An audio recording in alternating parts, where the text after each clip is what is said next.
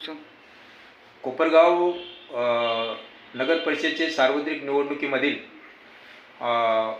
आपले विजयजी वाडणे साहेब हे अपक्ष उमेदवारी घेऊन या ठिकाणी निवडणूक लढवत आहे. नगराध्यक्षपदासाठी यापूर्वी त्यांनी निवडणूक लढवलेली आहे. त्यावेळेस बी ते अपक्ष होते आणि भरघोस मताने त्यांना या कोपरगावकरांनी निवडून दिलं होतं. आणि ह्यावेळेस बी ते या उमेदवारीला म्हणजे नगराध्यक्षपदाला ते उभे आहे आणि त्यामुळे त्यांना ह्यावेळेस कोपरगावकर कसं कल देतो या दृष्टिकोनातून आपण आज थेट त्यांच्याकडून कोपरगावच्या संदर्भामध्ये मागील अनुभव आणि सध्या त्यांनी घेतलेल्या नगराध्यक्षपदाची पुन्हा उमेदवारी त्या दृष्टिकोनातून त्यांचं काय विजन आहे कोपरगावच्या संदर्भामध्ये आपण त्यांच्याकडूनच थेट जाणून घेऊया. वाडणे साहेब, आपण काय सांगाल कोपरगावच्या दृष्टिकोनातून आपण उमेदवारी घेतलेली आहे? नमस्कार. मी 2016 मध्ये जनतेच्या पाठबळावर महाराष्ट्रामध्ये सर्वात जास्त मतांनी नगराध्यक्ष म्हणून निवडून आलो. त्यावेळी सुद्धा 2016च्या निवडणुकीमध्ये सुद्धा त्यावेळेचे मुख्यमंत्री देवेंद्रजी फडणवीस यांनी या ठिकाणी माझ्या विरोधामध्ये सभा घेतली होती आणि यावेळेस सुद्धा त्यांनी सभा घेतलेली आहे. आणि देवेंद्रजी फडणवीस यांची कोपरगावमध्ये सभा झाल्यानंतर विजय वाडणे निवडून येतो हा इतिहास आहे. या इतिहासाची पुनरावृत्ती या निवडणुकीमध्ये पुन्हा होणार आहे. राज्याचे मुख्यमंत्री, दोनही उपमुख्यमंत्री यांचे दौरे या कोपरगाव शहरामध्ये होत आहेत. पण माझ्याबरोबर जरी मोठे नेते नसले तरी पण कोपरगाव शहराचा सर्वसामान्य मतदार माझ्या पाठीमागे ठामपणे उभा आहे. कारण माझ्या 5 वर्षाच्या कारकिर्दीमध्ये न भूतो न भविष्यती इतकी कामं मी प्रत्येक प्रभागामध्ये केलेली आहेत. मी मतदारांना आणि जनतेला फार वेगळे काही सांगायची गरज नाही, पण प्रत्येक प्रभागामध्ये मी केलेले विकास काम हे बोलणार आहे. विरोधकांनी सहकाराच्या माध्यमातून जमवलेल्या पैशाच्या जोरावर किती मस्ती जरी दाखवली तरी मस्ती कशी उतरवायची हे कोपरगावच्या मतदारांना पूर्णपणे ठाऊक आहे.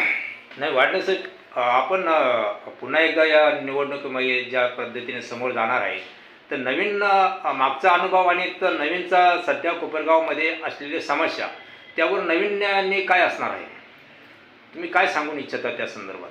कुणीही कितीही किळसवाणं राजकारण केलं तरी त्या सर्व राजकारणाला खंबीरपणे तोंड देऊन विकास कामं करता येतात हे मी 5 वर्षांमध्ये दाखवून दिलेलं आहे.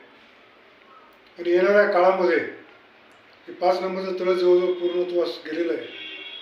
पण उरलेले 4 जे तलाव आहेत त्या तलावांचं सुद्धा खोलीकरण, काँक्रिटीकरण, होऊ घातलेली भुयारी गटार योजना, पाणी वितरण व्यवस्था, भुयारी गटार योजना झाल्यामुळं जी गोदावरी नदीचं पावित्र्य वाढणार आहे. गोदावरीच्या दोनही तीरावर विस्तीर्ण घाट बांधून बाहेरगावचे भाविक गोदावरी नदीमध्ये पवित्र स्नानाला येतील याची मला आशा वाटते.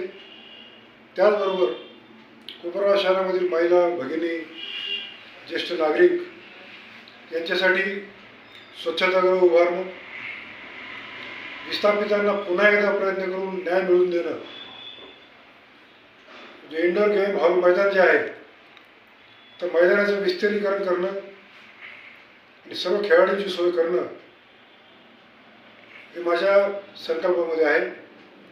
त्याचबरोबर इथून पुढच्या काळामध्ये डॉक्टर बाबासाहेब आंबेडकर मैदान या ठिकाणी सभा झाल्यानंतर जो काय व्यापाऱ्यांना आणि सर्वसामान्य नागरिकांना जो त्रास होतो, वाहतूक कोंडी होते, छोट्या मोठ्या व्यापाऱ्यांचे उद्योग व्यवसाय बंद पडतात, म्हणून मी जर सत्तेमध्ये जर आलो तर तहसील कचेरी जवळ असलेलं तहसील मैदान या ठिकाणी एक कायमस्वरूपी व्यासपीठ बांधून घेईल.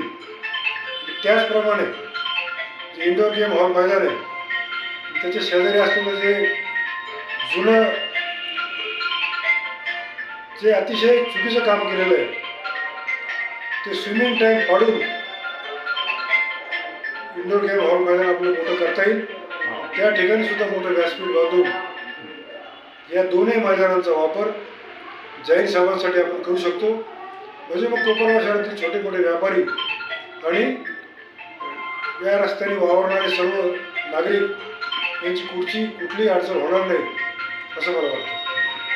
स्लम एरियामध्ये संदर्भामध्ये आपण काय घरकुल योजनाच्या याच्यामध्ये तुम्ही काही सांगू शकता का? पंतप्रधान आवास योजनेअंतर्गत कोपरगाव शहरामध्ये माझ्या काळात किमान 600 घरं बांधली गेलेली आहेत.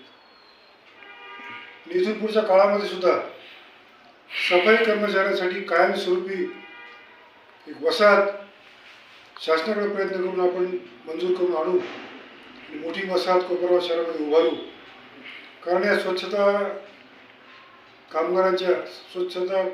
करणाऱ्या कामगारांच्या कामामुळंच आपल्या शहराचं आरोग्य नीट राहतं. पण त्यांचीसुद्धा आपण काळजी घेतली पाहिजे. ज्येष्ठ नागरिकांसाठी आपल्याला एक भवन उभारायचं आहे. त्यासाठी सुद्धा शासनाकडे जाऊन आपण निधी उपलब्ध करू शकतो. आणि कोपरगाव शहरामधल्या काही प्रभाग तर असेल इतक्या मोठ्या प्रमाणामध्ये आपण गल्लीमध्ये कामं केलेली आहेत. बंद गटारी भुयारी गटारी केलेले आहेत, पेवर ब्लॉक केलेले आहेत, गल्ली बोळामध्ये रस्ते झालेले आहेत. त्याच्यामुळं काही प्रभागामध्ये कुठलेही कामच शिल्लक नाही अशी परिस्थिती आहे. आणि प्रत्येक प्रभागामध्ये घंटागाडी जाईल आणि प्रत्येक प्रभाग कायमस्वरूपी स्वच्छ राहील अशी व्यवस्था आपण करू. आणि असलेल्या रस्त्यावर जर काही खड्डे जर पडले तर ते खड्डे त्वरित बुजवण्यासाठी एक पथक तयार करण्याचं माझं मानस आहे. वाडणे साहेब, तुम्ही महानगरपालिकेच्या शाळेच्या संदर्भात कसा तुम्ही दृष्टिकोनाने बघू शकता? कोपरगाव नगर परिषदेची शाळा आहे त्या शाळेची दुरावस्था झालेली आहे. आणि या शिर्डी संस्थानाकडून आपल्या शाळेला निधी मिळाव्यासाठी मी प्रयत्नरत आहे. आणि त्याचप्रमाणे यानंतरच्या काळामध्ये शासनाकडे जाऊन आपल्या माधवराव आढाव विद्यालय व इतर प्राथमिक शाळा, उर्दू शाळा यांच्यासाठी मोठा निधी मिळवण्याचा प्रयत्न मी करणार आहे. धन्यवाद साहेब. आपण आत्ताच वाडणे साहेबांशी चर्चा केला. त्यांनी ज्या पद्धतीमध्ये कोपरगावच्या विकासाच्या संदर्भात त्यांचं जे व्हिजन मांडलेलं आहे, त्यांचे जे विचार मांडलेले आहेत, खरोखर ते अगदी चांगल्या प्रकारे आहेत. त्यांच्या नुसार ते ज्या पद्धतीने म्हणतात तसं जर घडलं तर खरोखर कोपरगावचं एक उज्ज्वल भविष्य निर्माण होऊ शकतं असं दिसतं.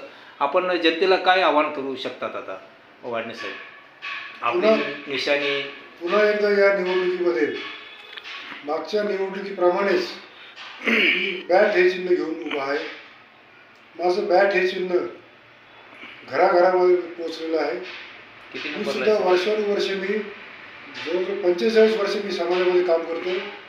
माझी काम करण्याची पद्धत आणि माझी जनतेसाठी असलेली उपलब्धता यामुळे जनता माझ्यावर विश्वास ठेवी याचा मला पूर्णपणे विश्वास आहे. आणि येणाऱ्या निवडणुकीमध्ये बॅटवर पुन्हा एकदा मतदान करून लोक मला सेवा करण्याची संधी येतील असं मला वाटतं. अनुक्रमाने कसा? माझं बॅट हे चिन्ह आहे. मी अपक्ष उमेदवार आहे. माझा अनुक्रम नंबर हा 5 आहे. पण येणाऱ्या निवडणुकीत 1 नंबरच्या मताने मी निवडून येईल असं मला वाटतं. धन्यवाद वाडणे साहेब. धन्यवाद.